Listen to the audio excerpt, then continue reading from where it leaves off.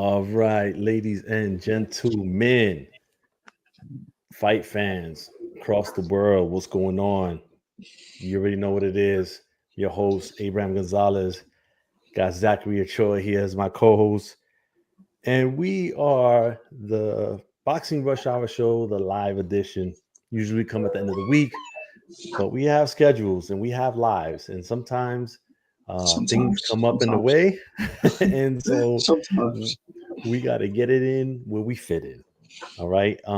So this week's show, we got quite a few things to talk about here. But I think we're gonna start off with some smaller topics first, and then we'll get into the hot and heavy stuff.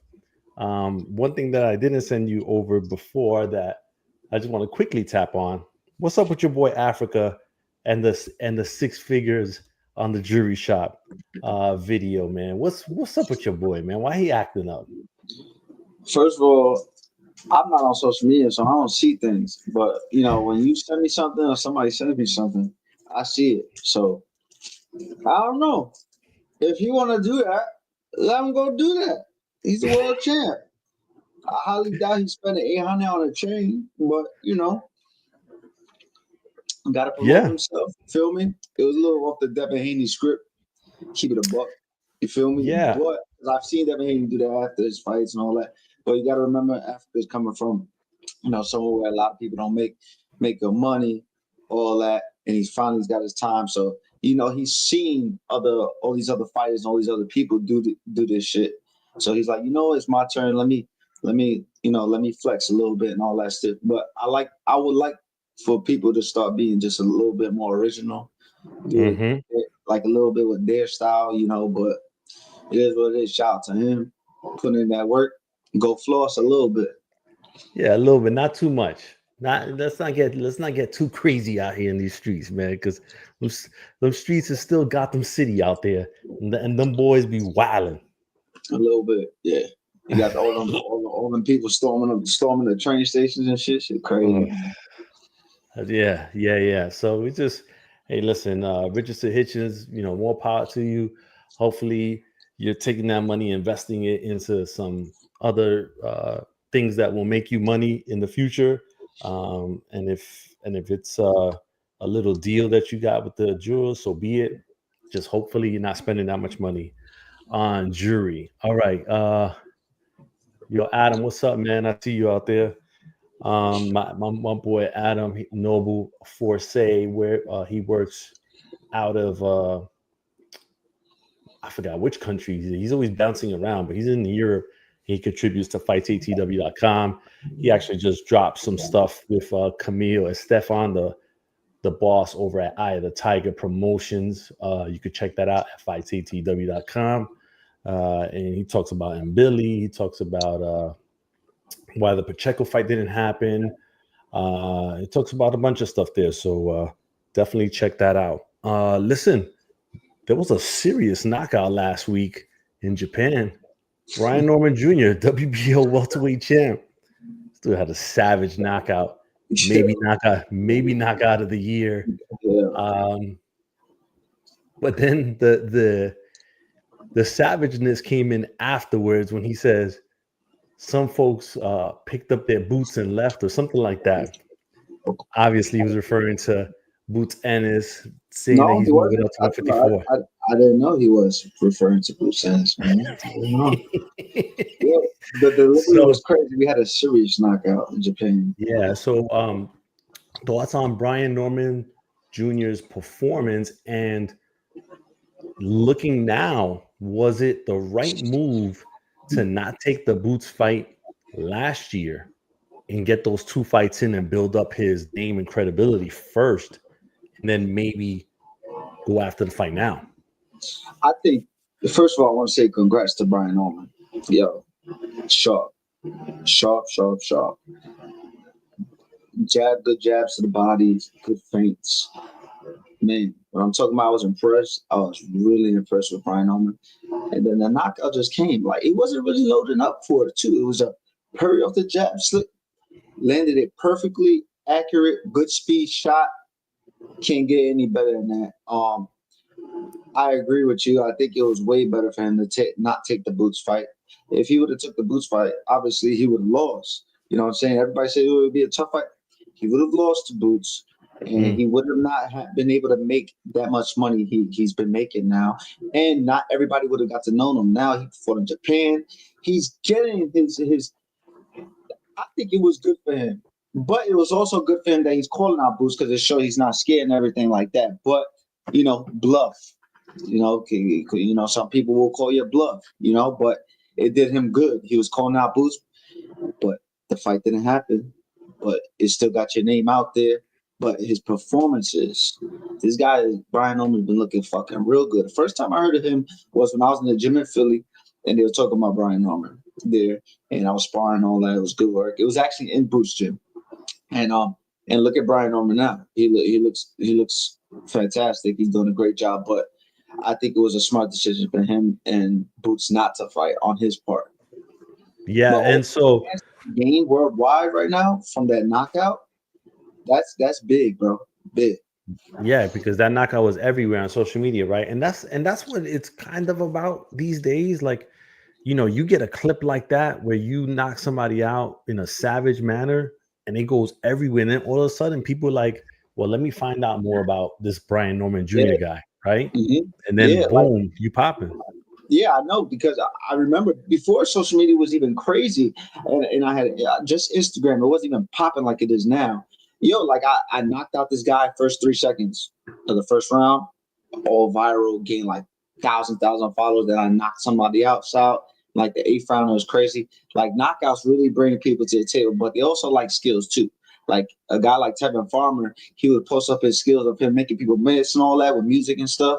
So people like a lot of different things, but knockouts, of course, people love the knockouts. Yeah, no doubt. So now he's calling out Boots, but Boots already announced basically that he's moving up to 154.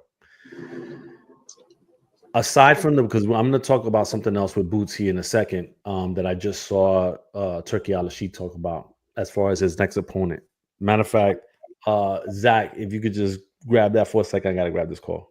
About what? Which one? Oh, yeah. So look, guys, what I think. Honestly, a lot of people think that Boots, that he ducked Tiafimo. A lot of people think that Boots ducked Tiafimo, not taking the Brian Norman fight. A lot of different things, And personally, I just think that Boots, he's one of the best fighters in the world. He's not. He's very underrated. A lot of people, they say, "Oh, he's not all that and everything." He's good. He is the goods. Some people say he's one of the closest things to Floyd Mayweather. I mean, not to Floyd Mayweather, to Roy Jones Jr. And he just has not gotten the chance to show his full abilities yet, because he has some things in his arsenal that I've seen and that I haven't seen. That, man, it is on point. The guy, he could box, he could brawl, he can fight, he can do anything. You understand? And he's not a guy that you guys should be saying that he ducks people, because Boots, he does not duck anybody. He's been looking for smoke forever. He's been wanting to fight the Terrence Crawfords. He's been wanting to fight the Spencers. He's been wanting to fight everybody. So for him, for people to say that he's ducking other fighters, I just don't agree with that. Brian Norman, he's been looking real good. His last couple of fights, he's just been showing dominant fashion, and I think he's just getting even better and better. And I'm not sure if there's anybody at 147 that could really fuck with Brian Norman right now. I mean, there are some guys, but Brian Norman might be one of the top guys well, he is definitely one of the top guys on 147, but I'm not sure who's number one. I mean, you got a lot of people there. I believe that they Rolly Romero, somebody vacated their titles, and Rolly Romero came up. I guess he's the new WBA 147 world champion, and that's even big. So you got a lot of fights that can happen. You can have Rolly fighting Brian Norman. I highly doubt that would happen. It would make a lot of money, though. I ain't gonna lie, it would make a lot of money, but we'll have to wait and see what happens with that. But I can't really see the chat. So if people are, commenting or stuff like that, I can't see anything really. But I'm excited. I'm excited for a lot of things that's happening. A lot of guys are moving up from 135 to 140. And a lot of the guys that are at 40, they're going to be moving up to 147. As you see, Devin Haney already moving on 147. Ryan Garcia, he can only make 147, maybe. And there's just a lot of potential for all these guys to play round robin. And Teofimo Lopez also, you know what I'm saying? He's a 140, but I could see Teofimo Lopez going up to 147, but not right now. Not only for it would have to only be for a big fight, a big money fight for Teofimo, or maybe an easy fight for him because I don't think Teofimo's he's not that big of a guy, but he is strong. He's an athletic fighter. He's one of those guys, Teofimo, that he can make a great fighter look very ordinary on fight night. He struggles with some guys that are below his level, but sometimes it happens. But I think he can definitely do some good work at 147 too. But I just think that 140, he has to fight some guys at 140 that have the belts. You have Richardson Hitchens. He has one of the belts. You have Gary Russell. He has one of the belts, and you have Teofimo. So like, if all these guys get together in round robin and fight each other, I think it would be really good because you got Gary Russell. He fought his ass off. He looked real fucking good that fight. Then you have Hitchens, Africa. He fucking dominant performance. Then you have Teofimo. Great performance against Barbosa. So these guys can all fight each other, but we just gotta wait and see. Yeah, yo, Zach, I appreciate you holding down. I had to grab a call real quick. No, you good, bro. So Brian Norman Jr., getting back to that, he who does he fight now? Like, Ennis, and I'm gonna tell you right now, Turkey Al Sheikh is saying on his this latest Ring magazine video that he wants Joanna Ennis versus Virgil Ortiz in October, I think. In October. So where does that leave Brian Norman Jr.? First, what do you think of Virgil Ortiz versus Boots Ennis? That's a crazy fight. Like when I'm talking about a crazy fight, that's a fucking crazy fight, bro. That fight is like a Chavez Meldrick Taylor type of fight, bro. It's surreal, but obviously, Boots Ennis is way smarter and more technical fighter than Meldrick Taylor. Meldrick Taylor was just a dog, but it reminds me of those fireworks. It can bring those fireworks because Boots ain't just gonna walk around. He ain't just gonna run around. And Virgil Ortiz gonna fight. He gonna fight to the end, to the burger, till they're done. So it's gonna be a good fight. This is not gonna be a fight where there's no knockdown. Somebody's definitely getting knocked down. Boots could get hit with a good shot, get a flash knockdown. You understand? Get up and then rock fucking Virgil Ortiz. Or Virgil Ortiz, the same thing. He can wind up getting dropped. You understand? So it's a really good fight. Now for Brian Norman, I was just talking to them when you were away. Rolly Romero had just been elevated to world champion at 147. So that could be a fight. It's not talked about because obviously it's not talked. But that fight would be a really good fight. I tweeted that. Yeah, it would be a great lead up fight because the promotion would be crazy. You got Brian Norman. He talks a lot of stuff. His father talks a lot of stuff, and then of course Rolando, he talks a lot. And it wouldn't be a super easy fight for Norman. But, of course, I would favor Norman in that fight as well. You understand? So, I don't know. You got a lot of stuff that can happen in the 147. Yeah. And then, maybe the winner fights the winner of Pacquiao Barrios, right? Like, you could do, like, a little tournament like that. You know what I mean? Yeah, that would be crazy. Yeah. So, we'll see what it is. What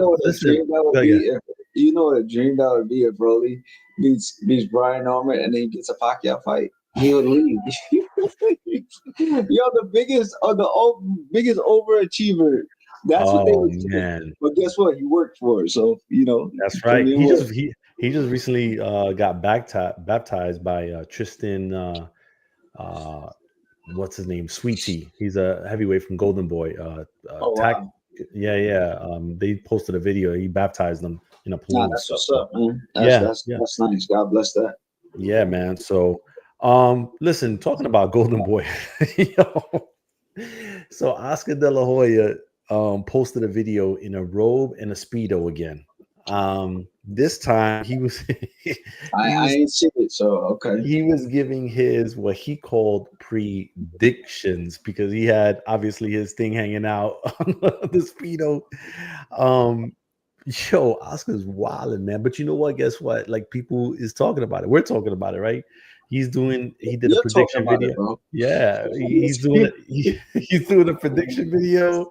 Um, and it's making its rounds. Yo, I know Oscar's kind of doing things to kind of get everybody's attention and kind of go viral and stuff like that. But does he have to at this point, or do you think that this is something that maybe does it help his company get more recognition as far as towards their events? Like I don't know. Like what are your thoughts about some of these actions that he does? Oscar De La Hoya is not doing this for Golden Boy Promotions. Oscar De La Hoya is not doing this because he has to. Oscar De La Hoya is a filthy rich motherfucker who is bored that wants to just have fun with something he loves, which is boxing and himself. He's chilling. I have no problem with that. I think it's cool because he's doing it because you could tell he's bored. He's not doing it because, oh man, I want to be in the spotlight. He's bored and he just loves boxing. I mean, some of the stuff he does, it's better than watching Floyd buy another $1,000 Gucci bag or something and say, "Yo, look at all this money." Like you understand, like it's outlandish sometimes the things that Oscar De La Hoya says, but that's him. He's entertaining. You know what I'm saying? So he gives it to you straight. Yeah. That's I mean, Oscar is Oscar. What's up, Gail? It says catch you live today, gents. Oscar at least giving us some laughs. He's got to be in on the joke. Yes. Yeah, I mean that's just what it is. And I know some of it is his girl Holly. Like she's really smart with what kind of drives attention and views, and all those type of things. And so she's likely the mastermind behind a lot of that stuff. And who knows? Like we'll see what that ends up being. But I'm he's telling you, promoting. guys get bored. I'm telling you. And He's guess what? He's promoting fighters at the same time he's doing it. Yeah, and he was promoting Saturday's card, which is Jake Paul versus Chavez Jr. So he's the lead promoter for that event. Gilberto Ramirez is fighting Dorticos as the co-main, and so he's the promoter on record. He put the fights that's going to be on. He was punching the balloon and making the prediction. But listen, it's bringing attention to that fight. I'm not gonna lie to you. Before the last maybe like 2 days, there wasn't a lot of people talking about Jake Paul versus Chavez Jr. No, You I know, haven't. I honestly have not heard anybody talking about that. not me neither. But now, like he just posted this video, about an hour or two ago. I guarantee you that starting from now to all the way to the end of the week, people's gonna be on it. It's gonna be Jake Paul Chavez Jr. Jake Paul Chavez Jr. I'm gonna show up probably to the press conference on Thursday, and then I'm going to be at the fight on Saturday, covering for Fights ATW. But yeah, listen, the attention hasn't been there, but I guarantee you by Saturday night, everybody's going to be talking about that. Like that's just the way it goes. And Jake Paul events, and this is where it's good for Oscar because for one reason or another, Jake Paul events, people show up from the first fight on. Like how you go to a boxing Yeah, pay-per-view, it's like 10 people in the crowd for the first fight. But the Jake Paul fights, believe it or not, people are there. Like it's almost like 70% full when the first fight goes off. So the Raul Curiel, all those guys are getting that rub, you know what I mean? And attention from the Jake Paul crowd. So, it's good for him, man. you know what I think? That's pretty good. The reason why I think all these guys they show up super early at these Jake Paul fights and stuff is because they know other people are going to be there. So guess what? They have more time. They have hours. Let's say it's 4 hours. They have 3 or 4 hours of networking that they can fucking do, and then they can sit their asses down, watch some fights. And that is very important. When I would go to the Barclays Center, I would show up and fight one, and I would go straight to the media section to get an interview with somebody or talk to them or anything like that. And it's important to network because that's how you get your name out there. That's how, I'm tapping behind Bernard Hopkins' shoulder. Hey, my name is Zachary. Just like, I'm doing certain things, and this is the way you network. So all those hours they come in before the bigger fights even start, I think that's awesome. And they get to see potential fighters, potential great fighters on the undercard that might be superstars one day. You know what I'm saying? And they're not. I mean, obviously, they're getting people that are popular too, that are not like maybe the best fighters, but they're popular, and that can give them even more fan base and become even bigger. And then when they fight somebody that's not even popular, they get knocked out. The other guy finally his stardom rises because he beat somebody who's big. Yeah, and look, as far as the young guys, look, Joel Iriarte is going to be on there. He's a Robert Diaz managed guy that has been, making noise in Southern Robert California. Diaz always had somebody, bro. Yeah, Always, bro. yeah, Him in the Kano fight. I'm telling you, Robert Diaz, he's good, bro. He's a good yeah, man. Yeah, but yeah, yo, I'm telling you, when he's for his guy, he's for his guy, bro. yeah. Shout I've been out to on his Robert side Diaz. and I've been on his opposite side. He's for it. Yeah. Yeah, so you got him. You've got Avius Griffin. You have Floyd Schofield versus Tevin Farmer.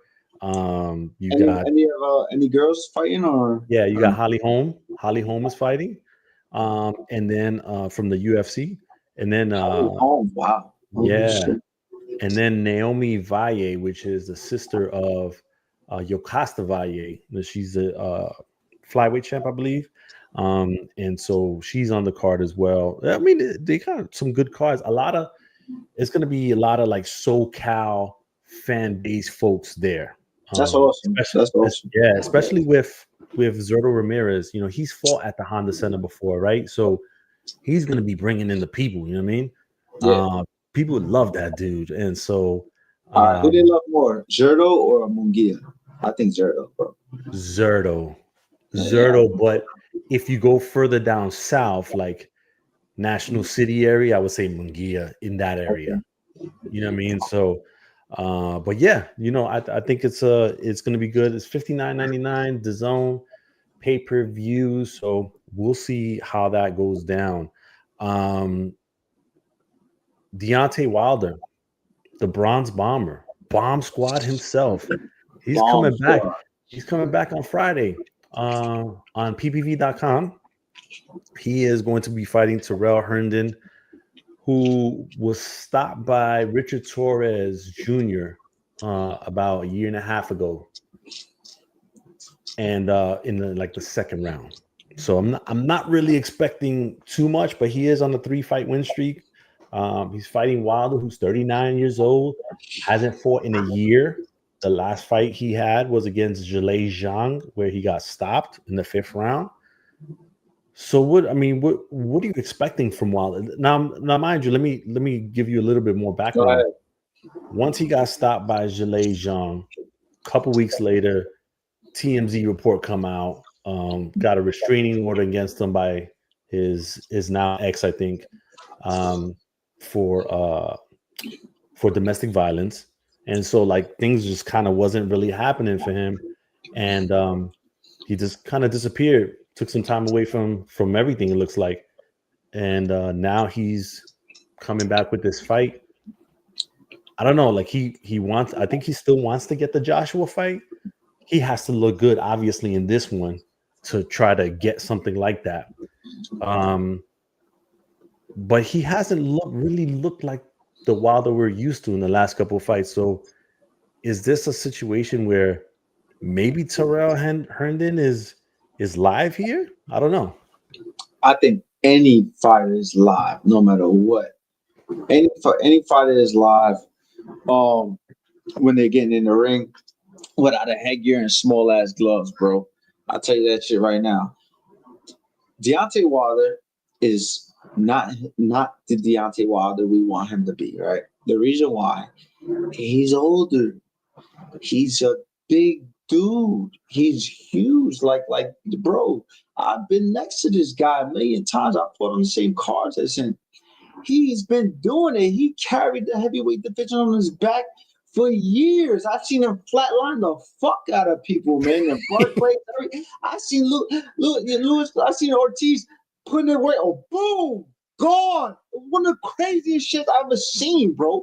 Motherfucker went to sleep, and it was Deontay Wilder has a big impact on my heavyweight view in my career, because he really held it down, bro. But he's not the same, because putting all that work in, punching, break your hand. He's punching so hard. It takes a toll on the body. Do we want to see him get right again? Of course. But will it happen? It's very unlikely. But he better knock Hernandez out in the first or second round, bro. It can't go longer than that. If it does, hang it up. He's made all the money, but the thing is this: it's not just about the money. When it comes to Deontay Wilder, he's really about, I want that get back. I want it back in blood. Deontay Wilder's a real fucking warrior, bro. And if anybody don't think so, they're pieces of shit. The reason why I say that is because, bro, he's got an up. He's got knocked down. He gets back up. Gets knocked down. He gets back up, and he fights till he's done, bro. Put him on the stretcher. And salute to that man. I love Deontay Wilder's career. I love what he did in the sport, and hopefully he can get a great win coming up this Saturday, and then maybe land a Joshua fight. You know what I'm saying? Which would be a big fight that everybody, and then go ahead, go away from the sport, and you're good. You know what I'm saying? But is this guy Hernandez alive though? Hell yeah. He might come in there and swing on some shit, hit fucking Deontay Wilder in the temple. You know what I'm saying? Block your head, Deontay Wilder. He might get hit in the temple, be like, oh shit, and then he changes his own life. He changes his own life to be able to fight like a Bacoli or somebody and make some good money and all that. Remember, Chisora never became world champion, but guess what? He's made all that money by being a really tough fighter. You understand? A really tough guy. So you could put yourself in that position. It depends just who you are. And he about to get another check again. Bacoli. I mean, not Bacoli. Chisora. Chisora is about to get another check again. He about to fight for, I don't know, but he's getting another check. That's for sure. But listen, you know what it is though? It's like when Wilder is winning by those KOs, like it does something to boxing in those moments. Like people get super excited. It does, bro. It does. He would have the arenas packed. We would expect a knockout. Like we wouldn't even leave to go get soda, bro. Like for real. Yeah, it's like every time he fought, I was like on the edge of my seat, waiting for the moment, because it was almost like you were waiting for the moment, regardless of what was going on in the fight. The moment happens. And when it happens, it's something, and it's like it catches you, and that's right. And I think that that part of it is why people still watch. And Friday, they haven't gotten it in a while from Wilder, but if he can bring that back on Friday, oh man, now all of a sudden, but if you're Wilder though. If that happens, you have to go straight into a Joshua fight or something like that. You have to. There's no in between. Like you have to go to a straight into it. Because then you're risking it. Oh, let me get another two. No. Go straight into it. You've been there before. And what you were saying that everybody's expecting that from him and stuff, because he has the Mike Tyson effect when it comes to the knockouts, as in people expecting, Mike Tyson, he's gonna knock out Jake Paul. Mike Tyson is 60 years old, bro. He's old. He don't got it no more. But Deontay Wilder is the same thing, but he's not. He's younger. I mean, he's old, but he's not old enough. But he can still come back and blaze some shit out the wall, like straight up knock somebody out. Yeah. Yeah. And you listen, it's on ppv.com, $24.99. Not bad price. It's on Friday, starts at 9 p.m. Eastern, 6 p.m. Pacific. Yeah, I mean, I think we're expecting for Wilder to detonate that right hand on Herndon at some point. And maybe a clip that will start circulating social media for the next several weeks. All right. Canelo-Crawford. We've arrived to this point of the podcast, or the show, I should say. On Friday in Riyadh, and Michael Woods, shout out to Michael Woods. He wrote this. He wrote a piece about it. It was almost like business as usual. It was a business dinner, business event. You had Turkey and Crawford and Canelo sitting down having dinner, discussing whatever they were going to discuss. Me personally, I'm like, oh, they're discussing the rematch, but that's neither here nor there. And then at the press conference, it was, quiet. It was, kind of respecting each other's space, saying stuff here and there. The face-off wasn't really. And then we go into Sunday, and it was a whole different vibe. But let's talk about Friday first. When you saw Friday, did it give you super fight vibes? Yeah, a little bit. It did. You know why, man? These motherfuckers got everybody there. They're doing their little tour. Hey, yo, I just think about the amount of legacy both fighters have when I see both of them on stage at the same time. Yo, this is really crazy, bro. A person that really can explain it best is a guy like Max Kellerman. Does an amazing job explaining how big of a fight this is, bro. Yeah, and that was one of the things. So Max Kellerman and Mark Kriegel were doing the voiceovers for the promo, and this was Friday. So Friday was kind of it was like the appetizer. But Turkey's a guy that pays attention to social media, either him or the people around him, because people were not really feeling that vibe. They saw the dinner, then they saw the OK press conference, and they were like, "Ah, man, like this is not really it. Like this ain't hitting like that." And then we go into Sunday. Now Sunday, Fanatics Fest. Everybody was there. WWE, John Cena, Tom Brady, Eli Manning, everybody who's important was there. First off, okay, they set the tone. They got Michael Buffer doing the "Let's Get Ready to Rumble." I was like, okay, this is a good introduction of what's to come, right? They bring up the fighters. I was surprised that Crawford was booed. I ain't gonna lie to you. I was surprised about that. But then Canelo came out. He was cheered on. People chanting his name. Kind of goes towards who Canelo is. He's a worldwide star. Like people know who he is anywhere he goes. So he came out. Boom. Turkey Al-Sheikh, of course, had his own intro, and he went up there and started talking and everything else. But the vibe in the area that they were doing in was different. And even Turkey kind of felt a little offended, but it was like the crowd was like, yo, this is New York City. This is how we get down. Because he was talking or whatever, and there was people shouting stuff from the crowd. This And is New York.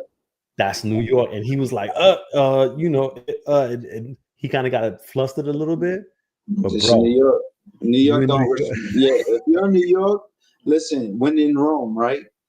You gotta act a certain way. Motherfuckers don't care, bro. You in New York, nobody cares. Nobody cares who you are, how much money you got. Nothing. They might get a flick with you, then curse you out right after they take a pic with you. It's happened. I've seen it. It's crazy. But yo, I'm gonna be honest with y'all. Y'all see them at dinner? Oh my gosh, I can break my table right now. You see them at dinner together? The little dinner picture? Yo, y'all gotta stop thinking like it's all nice, Listen to me. I'm gonna give y'all these clues right now, these hints that it's gonna go be a fucking war, and they don't care about Turkey. Ready for this? And I'm talking about Canelo and Crawford. Ready? They said, oh, we got this ring. We need an 18 by 18 ring, right? Whatever ring, right? And guess what? And they asked Terrence Crawford about the whole old Tom and Jerry running around. Terrence Crawford said, basically, fuck that. Fuck what Turkey said. Nobody tells me, he literally said, nobody dictates or tells me how to fight my fight when I'm in the ring, which means he's coming up, could do whatever the fuck he wants to do in his fight. And then you have Canelo on the other side saying, Turkey's going to be really mad. Watch what happens. Watch. So you think they really care what Turkey said they doing? This is business. But those motherfuckers are going in the ring to hurt each other, bro. I'm telling you right now, the way their demeanors, both of their demeanors has bad intentions with the way they're talking and the way they look at each other and the way they're walking around. Yo, bro, and Crawford looked a little big too, but I ain't gonna lie, when he tried to push Canelo, it looked a little bit hard for him, just a little bit, you know. But don't sleep. Terrence Crawford is a very strong dude. He don't need to be big. He's just a really strong guy. I one time seen a video of him. They said, you don't need to be big to be strong. And he deadlifted some crazy weights. You understand? But Canelo, super strong motherfucker. You know what I'm saying? So I hate the fact that everybody keeps saying, oh, this is it. Bro, this is promotion. This is what they need to do. But you can see little by little, they can get more and more heated and mad. They want to go. They're sick and tired of the fucking playing cheerleader to each other and being next to each other. They want to fight, bro. So now when all of this promotion stuff is over, they go back and they go into the gym. They gonna fucking work because both Mac getting mad. You got Eddie Reynoso watching, seeing things. Yo, they are training to really hurt each other, and this is not going to be a boring fight. This is going to be a very, very good fight. How can it be a boring fight? Canelo's fighting. Yeah, and let me tell you, to your point, yo, Eddie is quiet, but he's very observant. He's looking. Eddie Reynoso's looking at everything. He's watching everything. You know what I mean? He's seeing how people move and you know what's what, like looking at Crawford's eyes and shit. Like he pays attention. He pays attention. So Turkey gets off stage. One of the surprises that they had was they called up Max Kellerman. Now Max Kellerman was last seen on ESPN about 2 years ago. He was let go. I was told that he had like a non-compete where they were basically paying him to stay home for 2 years. And then there was a time period where he can move on from there. I'm guessing that time period is up. And so now, you know, they brought him up on stage and they announced that he's going to be part of the broadcasting team for the fight. So Max comes in, starts talking about it. I'm a little, they need to kind of pull back a little bit on the Sugar Ray Marvin Hagler comparison that they keep bringing up. Yeah, that was a little wild. It's a little bit wild. So I'm not a fan of it. You know. Yeah, they need to chill. They need to chill out with that. I also feel like, you know, but then again, listen, Max knows who butters his bread, as my man Woods would say. So you know, he was hyping Dana White and said that Dana White is the greatest combat promoter in history. I do not agree with you. Max Kellerman, you tweaked. I don't know why you said that. Yeah, bro, you tweaked. You wild out, bro. You got Wilder, you got Don King. You've got. Now, I'll say this though. If we're talking different eras, right? Maybe in this current era, he might be the best combat sports promoter in this era because of what he's done with the UFC. Maybe. But of all time, like in the history of this, no. Stop it, Five. No, like I was man, just like, no, man. He was on that New York pack real quick. That's what happened. He must have had one of the New York hot dogs on the corner, and he was out of his mind because you don't say nothing like that. That's a little crazy. And plus, but he has to do it for the sport. You know, Dana's there and all that stuff. But I want real shit. I don't want you to say this guy right here one of the greatest fights I've ever seen. Say Rolly Romero's a promoter. One of the greatest fights I've ever seen in my lifetime. You're lying. You're just saying it because they're there. I want real shit. You understand? Stop with the Marvin Hagler and Sugar Ray Leonard comparisons. There's nothing like it. These guys can be bigger or lower. It doesn't matter. They're their own fight. Make this their own. Like, remember when Oscar De La Hoya fought Floyd? They didn't have no comparisons or anything. This is their own. Let Canelo and Terence Crawford be their own because they earned it, you fucking idiot. That just got me upset right now thinking about that because you're taking away from their shine real quick. Don't put anybody else's name out there, you know? Yeah. I mean, and after the fight, after it's all said and done, then maybe you can, compare it, right? So, they just need to stop glizzy gobbling out in these streets, man. They need to stop it. And we ain't going sugarcoat shit. I'm telling you, I'm not sugarcoating enough for none of y'all clowns. I'm telling you, Max Kellerman, he's great. He does great talking. I like to hear him speak and everything. But he wild out, bro. Wild out. Just a little bit. And if I see him gobbling that glizzy in Manhattan, I'm gonna clown him for it. All right. So listen. So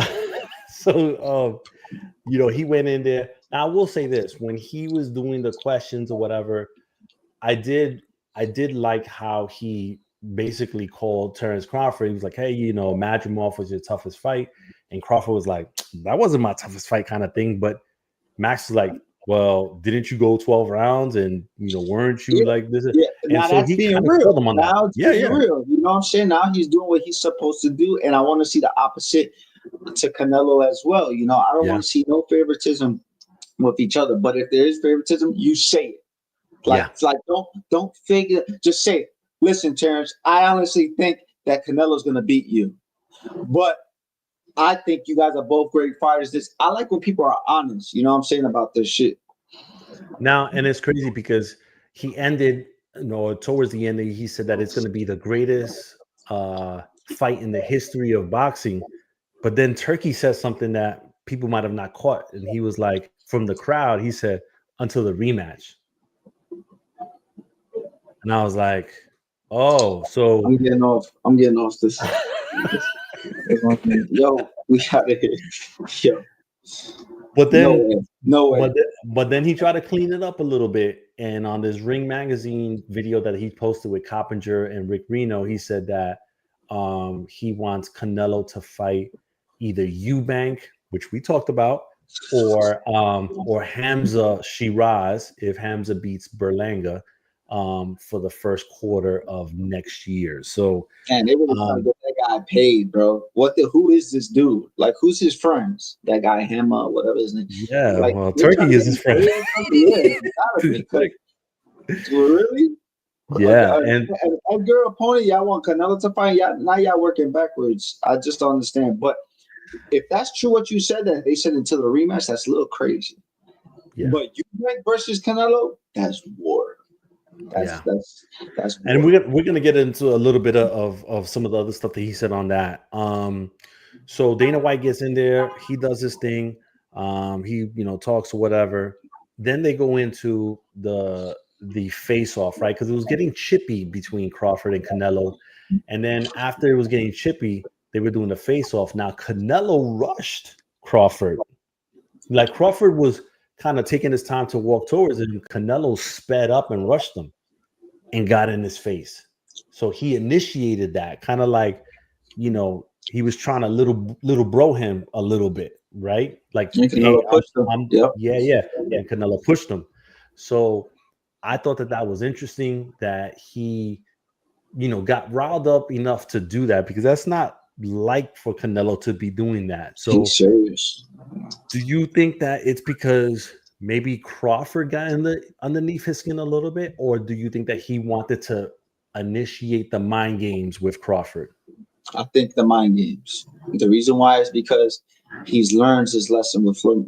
Okay, you got to understand, when Canelo says to Terence Crawford, "You're not different," he really means that shit. The reason why he's saying it is because he's been in the ring with every single fighter you can even imagine, with every single style, from the Floyd Mayweathers to the Kovalevs to the Laras to everyone, to the James Kirklands, to everyone.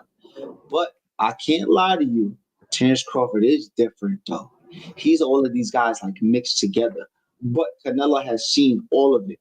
So going back to the question is, I don't want to get off the question like Jay does, but getting off the question, shout out to Jay, fight guy.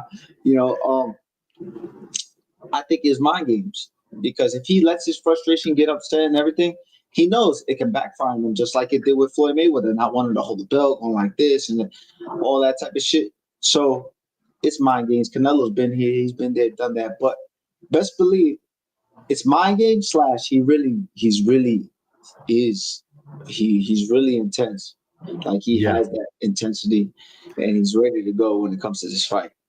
Yeah, and you know, after the shove, they didn't even really get to do the camera photo op of them posing and stuff like that. Like it just got, you know, broken away.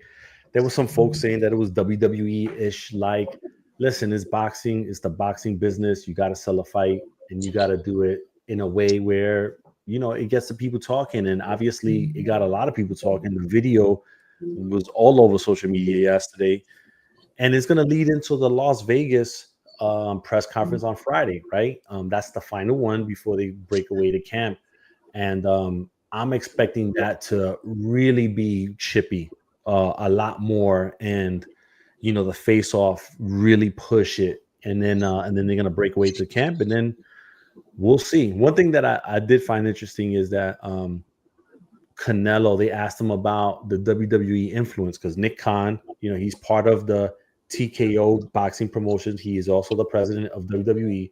So they asked him, yo, are you going to be doing any promo with the WWE? Even though they've been promoting it on their show, like, is he going to show up to an event or one of their pay-per-views or something? And he's like, yeah, we're still talking. Maybe I'll do it. But I think that would be huge for Big, Canelo. big Mexican market. Oh man. Yeah, that would be huge. But at what point is it too much to where he's doing stuff to promote the fight and not at training camp locked in? That's a good one. You have to have balance, man. I think got it. Once you finish this promotion, this tour, get off, go to camp, do your thing, and maybe do just one little trip, maybe here and there, to do like good promotion and business and everything. Because you got to remember, if he does something with the WWE, he shows up in a ring or anything like that and says what's up to Rey Mysterio, anything, you got to understand this is millions of Mexican and Latino fans that love WWE. You got the little fat kid in his room going, yo, man, yo, bro, you know what I'm saying? And it's great because I've seen it. You know, we were those kids. But he's got to go straight back to training, because Terence Crawford is coming for smoke. You understand? But then Terence Crawford, he's also going to go do his thing and maybe hit the shade room and talk to certain people and all that. So, you know, it's cool for promotion, but they got to stay locked in, because they're both not anything to play with, and they both know that. Yeah, no doubt.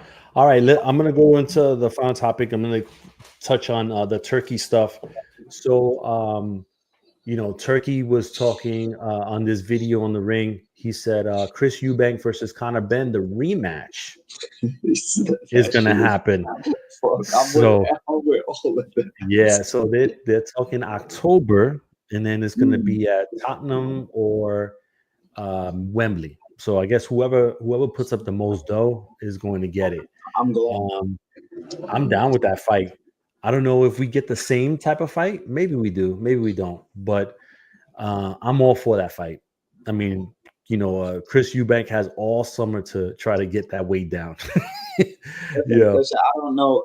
I don't know another fight right now that is candidate of fight of the year yet for that one, beating that one. I don't know, because that's a fight of the year candidate. Yeah. Let me see what else. Turkey said that he's doing a Japan versus Mexico card in December on the 27th. So Naoya Inoue, you know, if he wins in September against MJ Akhmadaliev, He's going to be fighting Picasso in December, and then they're going to do, according to Turkey, and it's going to be Riyadh. They're going to do Japan versus Mexico or Mexico American, the whole card. So I have to assume that Junto Nakatani is going to be there. We can do a podcast one day and let's do the lineup. Let's try to see who can fight each other. Let's do each of the weight classes. I don't know how many how many fights there would be on the cards. Let's say there's 8. We can do a whole thing like that because there's a lot of guys. And if you're putting Mexican American guys in there too, yeah, that's a lot of different dudes you could put in there. Yeah. Now there was talk. I saw somebody posted that it might be Junto versus Ramon Cardenas. The guy that yeah. He's traveling. He's living his life. He's like he loves himself right now. And that's a good fight. That's a really good fight. He's not anything to play with. Guess what? He's not in the way. But but also remember that would be Junto's first fight at 122. That's a big fight. So, and that's a big fight, because Cardenas gave in a way. I got Cardenas in that fight. What? I got Cardenas in that fight. Fuck that. With that one. Catch him with that one. Oof.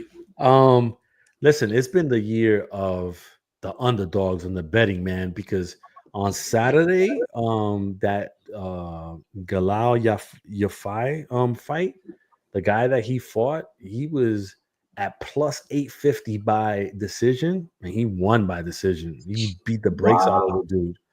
Wow. I would say like almost every month we've had like at least 2 of the underdogs win in a fight, and they were heavy underdogs. So it might be the year of the dogs, man. Hey, now can we see this where it plays into Gervonta Davis, Lamont Roach 2? Now, what about that? So Roach was a big underdog in that fight. It was, you wouldn't even have thought that, right? If you didn't know real boxing, But now the rematch. If the rematch happens, I don't know. It's supposed to happen, Well, the WBA apparently put it on their website on their schedule, for August something. So for August, I think 16th, I think it was. And so I could see it. They're just waiting to announce it officially. And then obviously going to have a press conference and stuff like that. I thought that they would have already announced it, but maybe they're waiting until, to get a little bit of rub off of the Jake Paul event. They'll announce and then, or this week sometime when everybody is looking for boxing material, they'll announce it then. Because a press tour for that will be big too. Yeah, I mean, me personally, I would have done it last week when everybody was just doing like random stories on random people because there was nothing out there. Like I would have done it then. You would have had all the attention. I love how you noticed that. But it is what it is. Lastly, that ring belt for going back to Canelo-Crawford. Okay. So 144,000 pounds, which is roughly around $188,000, is the cost of that belt. Is pure gold. Although that is dope, and the gold part is dope, I'm just not feeling the ring belt looking like, I don't know, just looking like looking like something. Doesn't have, as you described, like that crunchy, soft material on it. It's just like this big banner, and it's got the gold stuff on it. What do you think? What do you think? Look, old Kevin is coming on. You would come on at the very end. Yeah, I got a picture with Kevin. Anyway, yo, you don't got a picture with me. Yeah, I got a picture with him. No, you don't. No, don't do no funny stuff. Don't do no funny stuff. Yo, somebody sent it to me. Don't do no funny stuff, bro. Yo, hold on, Kevin. Ready? The Ring Magazine belt, the current new Ring Magazine belt is straight ass. Turkey Bring it back to the crinkly, soft, dope look like from Rocky, with Roy Jones holding it. Oscar De La Hoya, that crinkly, that dope shit. Not a regular belt you can get from a title boxing for $50 that looks straight like this with the lines going. No, I want to see that crinkly, soft look where it's just like you lift it up in the air and it doesn't look like the regular belts. You understand? That's what I want to see, and I want to see like I understand it's gold and it's straight, but I want to see also it just like that little slant in it, and it has the little script lettering on it. That's what I want to see, not this copy paste plain bullshit. It's like when McDonald's used to look like McDonald's. Now it looks like a gray building that has a McDonald's flag on it, dog. Shit's ass. Yeah. Kevin, what's up, man? Talk to us. Hey. First of all, I'm gonna ask Zach to not be jamming the signal because every time I go off, he's always hitting the button and jamming the signal on me, and I can't get what I gotta say off. That's what happened last time, bro. You was hitting them buttons. I got a picture, bro. I promise.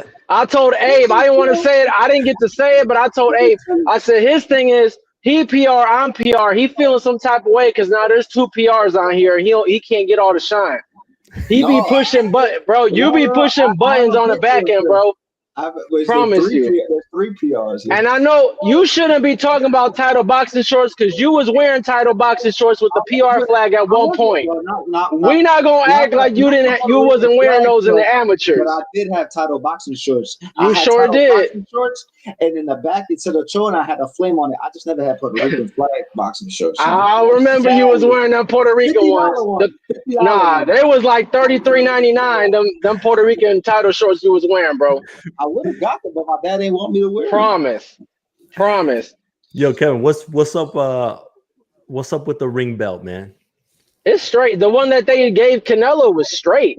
I thought it was good. We needed a change. We needed something different. We needed something new, man. I'm good. Man, he trying to get. Why y'all wanna keep things the same? Like y'all wanna push the sport forward, but you wanna keep things the same, man. Nah. Change it up, man. We got Berlanga. What is we talking about today? That ain't it. No, that was it. That was it. Y'all just this happens every time. As soon as something new happens, y'all gotta there's an acclimation period. Y'all just not used to it. Yeah, y'all gotta get acclimated. Don't run that red light. That ain't so you said what about Berlanga? The no ticket sale Berlanga? No, Berlanga about to shut it down. Berlanga Promotions, Terror Squad, chains is gonna get snatched July 12th. Don't show up if you're not having a TS chain on because your junk will get snatched. Hell yeah, it's gonna get snatched. But let me ask you this though, man. The tickets is not there yet. Bro, we weeks out. Puerto Ricans are always late. Latinos are fashionably late. You think we gonna buy tickets 4 weeks out? I think it probably don't do good. It's getting close to Louis Armstrong Stadium. Come on, bro. Like this is historic. Oh no, I ain't going. Yeah, this is my thing is. I think it is in the Garden again. It's Queens, man. I don't know if Queens is gonna show up like that, man.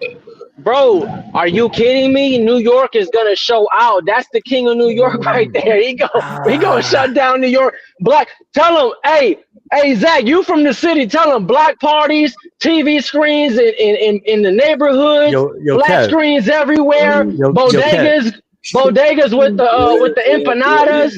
Bro, I'm telling you, this is not Trinidad versus Occidental. I promise. Every bodega will have sofrito and recaito sold out. I'm being straight up with you.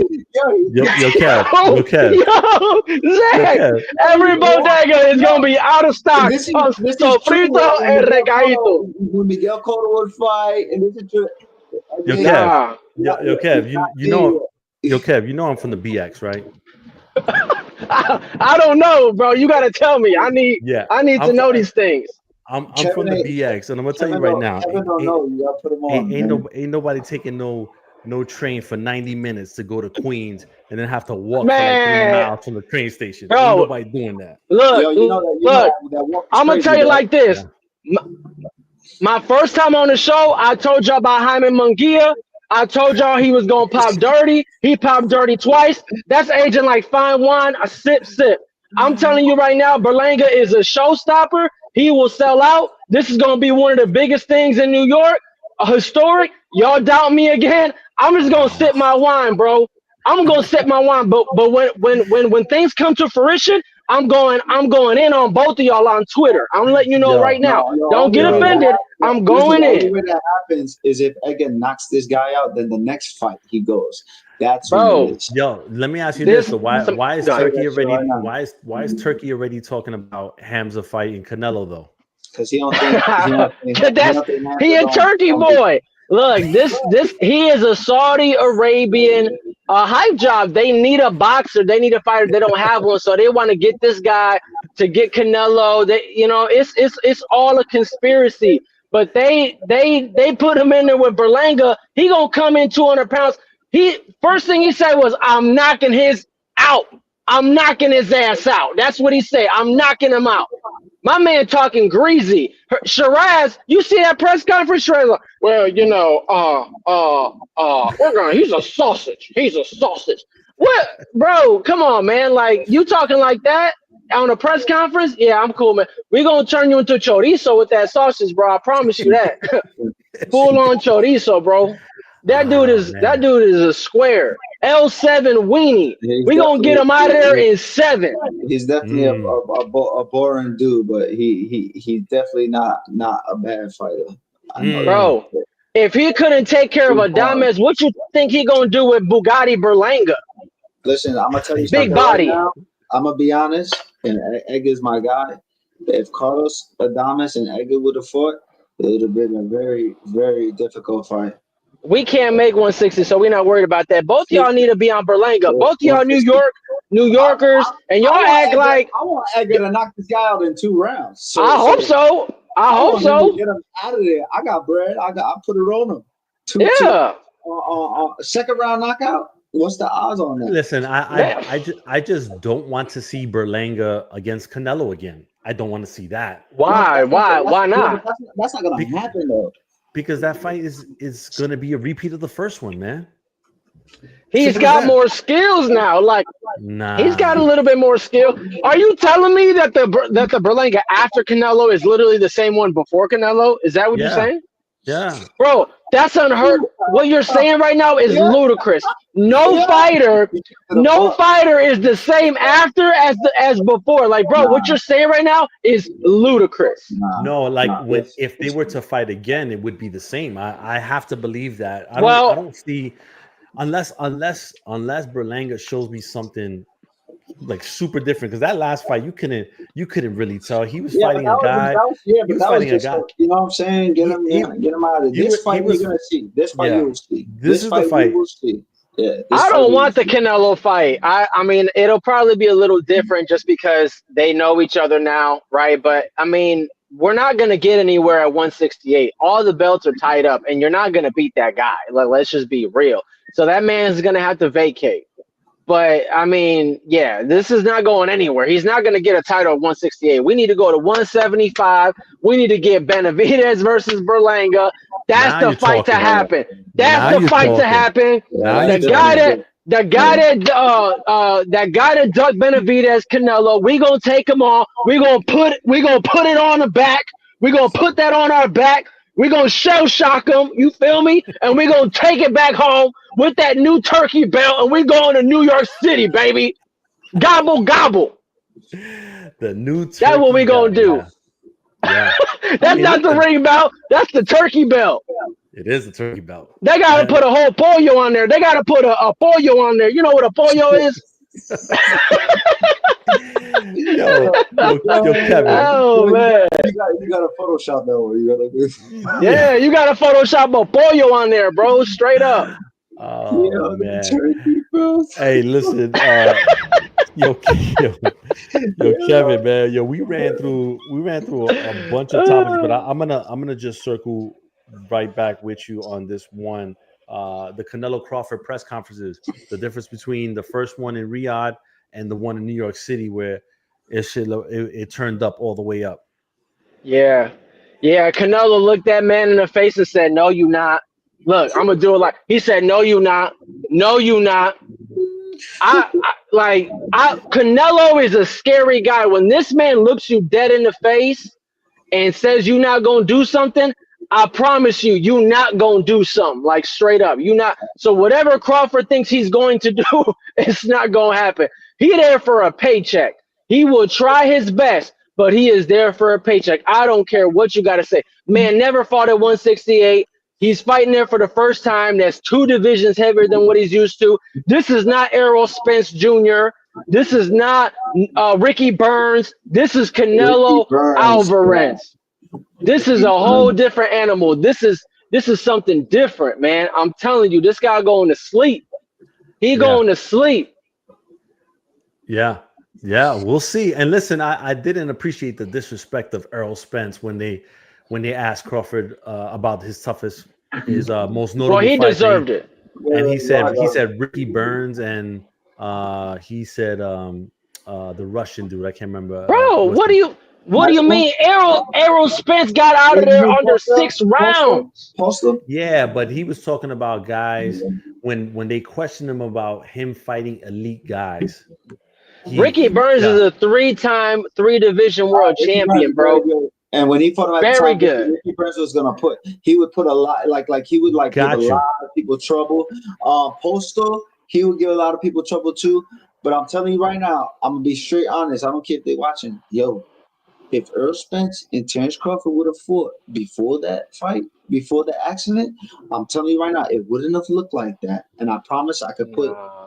I'm telling you, maybe one would have won, one would have, but it wouldn't have looked like that.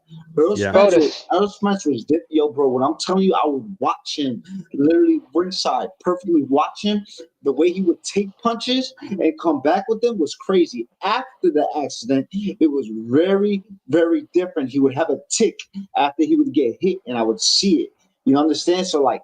Spence wasn't the same, but that motherfucker was so good. I'm talking about he was like he was he could have been like one of the best welterweights. I'm talking about. Yeah, he gave Floyd a little bit more than he could handle in the gym. You know, and he was never fought. No, in the gym, and he was never allowed back. Y'all count sparring. Oh, that's what we doing. We count sparring. I'm just saying. With no footage. Where's the footage at? He was never allowed back. Where's the footage at? There's no. I mean, we're talking about before people used to record. Okay, we talking about clandestine sparring. That's what we talking about. Got you. That nobody can verify. What is we doing? There's quite a few people that verified that story. Yeah, I know people. Yeah. So I mean, listen, it is what it is. Has the events in New York on Sunday, the press conference, has that brought you to the hype level that you need to be at for this fight? Oh man, absolutely. I want to see more Terror Squad pressure going on. Like I want to just. This is big, man. Like that last press conference was big. It's a big deal. It's always a big deal when Berlanga's out, man. He just the way he talks, he really is superstar. Yo, bro, what are you? Oh, my bad. You said New York. What, man? You said New York. Canelo was in New York. And go on. Right now, we're talking about Terence Crawford, Canelo. Oh yeah. I mean, yeah, you know, yeah. Look, that fight is later down the year, man. Right now everything is here. He say, she say. I'm not too excited about it. Again, there's other fights for Canelo. The Benavidez fight is there. There's other fights for Crawford. We could have got Charlo in there. That's a way better fight. Charlo versus Crawford is a way better fight because they got that Errol Spence rivalry. We wanted to see if Charlo could get it back in blood for his mans, but we never saw that. So plenty of other things to really look for. This is a really weird matchup, but nonetheless, we will watch this fight and then we'll decide. So all right. Well, listen, I know Zach got to get out of here, man. Yeah, neither one of these guys talk too good. Yeah. Oh yeah. Of course, when I get on, he got to get up out of here. Bro, we've been on for like an hour already. That's it. Yeah. That's Yeah, it. what you got? You got on the ruffle ring? What you got? You got the ruffle ring on? Yeah. Look, we need to talk about a lot of stuff, man. Where does Hitchens go from here?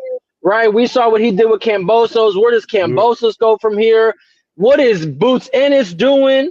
Yeah, right? we talked about all of that. You late to the Oh party. man. Come on, bro. Bro, I got the notifications turned on, so I know when you get on live. I just happened to check real quick. I was like, let me get on, because sometimes you don't be posting the link because you don't want people like me coming up in here and starting a storm. Nah, I posted all the time. Nah, I was saying that Turkey wants to do Boots versus Virgil Ortiz for October. Nah, man. We needed that Boots versus Norman smoke. You see what he did to Sasaki? Yeah, but he's not doing it. Man. He's not doing it. Turkey ain't doing it. Gosh. What that right there, this is why boxing is, just it happens all the time, man. We never got that. What was that one fight? Gamboa versus Wama? Man, we never got that Wama fight. We not getting Boots versus Ennis. Boots versus Norman, and we wanted that fight. You know how I know he likes boxing? Because he said that fight right there. We never got that. That's true. We never got that fight. Yo, speaking of Juanma, his son got clocked in Puerto Rico like a couple months ago, but he got up and he stopped the dude. But still, hey, that's what boxing is about. Yeah. Juanmita. Remember when Juanma and his trainer, they started fighting everybody, the trainer, the coach. In that fight with Papito Vázquez? Yeah, that with Papito Vázquez? I remember that fight. That was lit. Juanma's a real dude, man. For real. I know. Yeah, but we need him to fight that one fat dude from Puerto Rico. What's his name? Gallo, the producer. We need him to fight that guy. What? We need that fight. Oh, man. What? Hey, we need it on Triller TV too. Not BLK Prime. Nah. Hey, Wilder versus Herndon is coming up. Yeah. We were talking about that. We ran through. You late. We ran through it. I need like, hey, tell your assistant to text me. Like, y'all need to text me when y'all jump on, man. This is too good. This is too good content. Oh yeah, man. Listen, we and this was kind of last minute that we jumped on anyway, because we got conflicting stuff going on this week. So and I'm gonna be heading to Wild Card to see Manny Pacquiao do his thing in the gym, do a media work on Wednesday, and then Thursday gonna shoot up to Anaheim for the Jake Paul presser, and then Saturday gonna go to the fight in Anaheim. So busy week for me, and Zach is gonna be busy as well. So we had to get it in today. Hell yeah. Pause. Pause. Yeah, make that down. Yeah. So listen, we're gonna roll out of here because we gotta roll. But yo, Kev, hey, give them all your handles and stuff on social media. Facts. Yeah, on X at Capital with Kev. That's at Capital with Kev, and follow me. Boxing's most energetic voice, commentary, and analysis included. All right. And are you going to be at the Golden Boy fight coming up in Chicago? In Chicago, yeah, we're trying to get media passes right now. We're going to see if if we can make it out there and whatnot. That's a good opportunity. We definitely want to see Oscar Duarte live. Okay. Yeah. All right. Yo, Zach, talk to the people before you roll. Right now, shout out to Kevin. Shout out to my guy Kevin. Shout out to Jay if he's watching. Shout out to everybody in the whole world who's watching. We just here giving you straight facts about boxing. Talking about the best sport in the world, and that's it. You can follow me on nowhere because I'm nowhere to be found. But you can follow Abe. That's it. And go to fightsatw.com. Don't forget. Yeah, man. I appreciate it. And Max Kellerman, please. Stop the glizzy goblin. Just stop it. Just stop it. And we want to hear you. And he down. He know what that means. He down. You seen him rapping. Max Kellerman rapping his Kev got the hell his favorites likes on his songs. Yeah, we just want Max Kellerman to be regular, not the over the top. What's the problem with Max Kellerman? Oh man, he was calling Dana White the greatest combat sports promoter of all time. Jeez, man. What a sellout! This guy made his living off HBO boxing. What a sellout! What a sellout! Shit is wild, man. But anyway, for the 137 folks that are on here live with us, we appreciate it, and a bunch of others that are on live with us on Instagram. So we'll catch up soon. Please visit at AG Boxing on YouTube. Hit the subscribe button so you get and the notification bell so you know when we go on live. Kevin, I appreciate you coming on as always. Let's try to get a little bit of an earlier start. Yeah, I know that was kind of on me this time because we had we were last minute, but we'll get you on the next one from the start, and then we'll I got you. Right? Next time I'm gonna get I'm gonna get Zach not in the car, bro. Go into your little office. y'all always do this midday when people have other responsibilities. But you know what I'm saying? But if we're gonna start it from the beginning, we want to sit down in the office, chilling. Yo, I'm gonna get you a smaller white beater next time, man. You know what I mean? We're gonna get you a smaller one. Get those pec muscles busting. No, send me the 12-pack, man. Give me the 12-pack. Nah, we're gonna get you the Shiraz pack. That's what we're gonna get you, the Shiraz pack. The Shiraz. That's what we're smoking on that Shiraz pack. Yo. Oh man. You gotta unbutton that FUBU shirt you got on. This is gas, baby. This is gas, and I got it at the guest store. So hey, man, $12 goes a long way at that department store.